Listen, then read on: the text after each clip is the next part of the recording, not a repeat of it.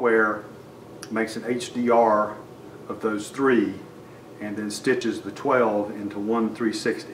Awesome. Okay, so it's 3 here, So it's, 3 here, so it's 3 a total here, of 9. 3 here, 12 It's a total of 12 pictures. per spot.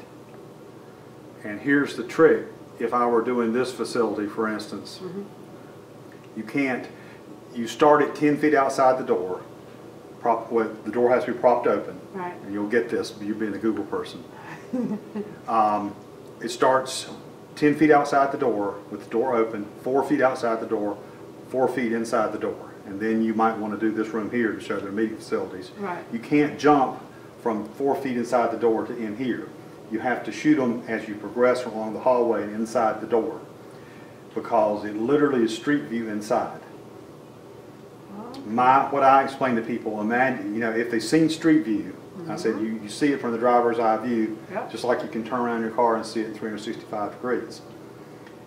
What this does is take street view inside your business. So if you can imagine being in a go-kart instead of a car on the street, you're literally driving that go-kart through the business.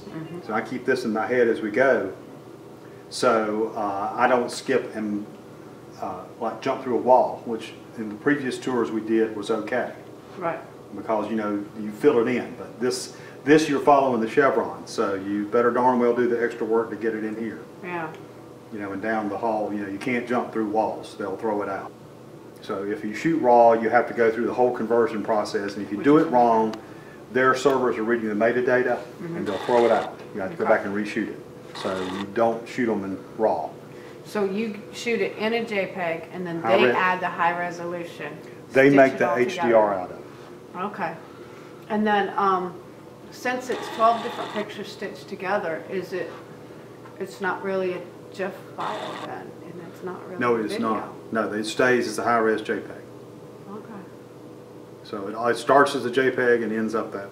I don't know what form it is when it's seen on the web, but you know, it doesn't matter because it works on any, you know, and them being Google, they'll serve it to any device that sees it in the format that is readable by the device. So that's any browser, any phone, any iOS device, any laptop, anything that can see a browser will be able to see these.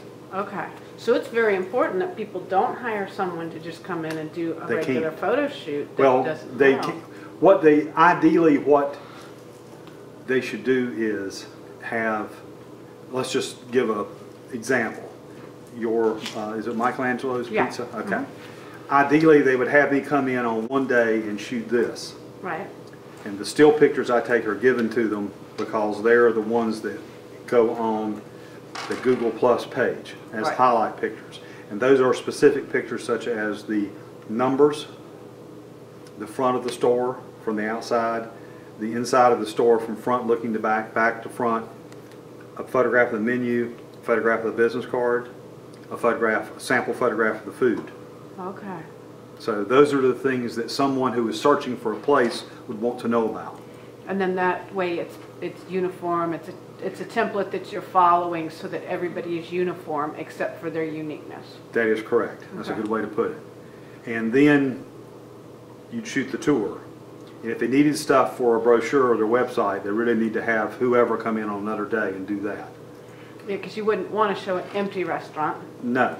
You'd want to, it's completely different, completely different purposes. Right. And it requires a mental switching gears and time. So ideally, it'd be a good idea to, particularly for a restaurant, do it on a different time. Yeah. Or, you know, theoretically, you could do these, you know, these first thing in the morning, and then, you know, as they began to open, get the servers with people, you know, because you want people in the pictures to show us a live hopping place. Exactly.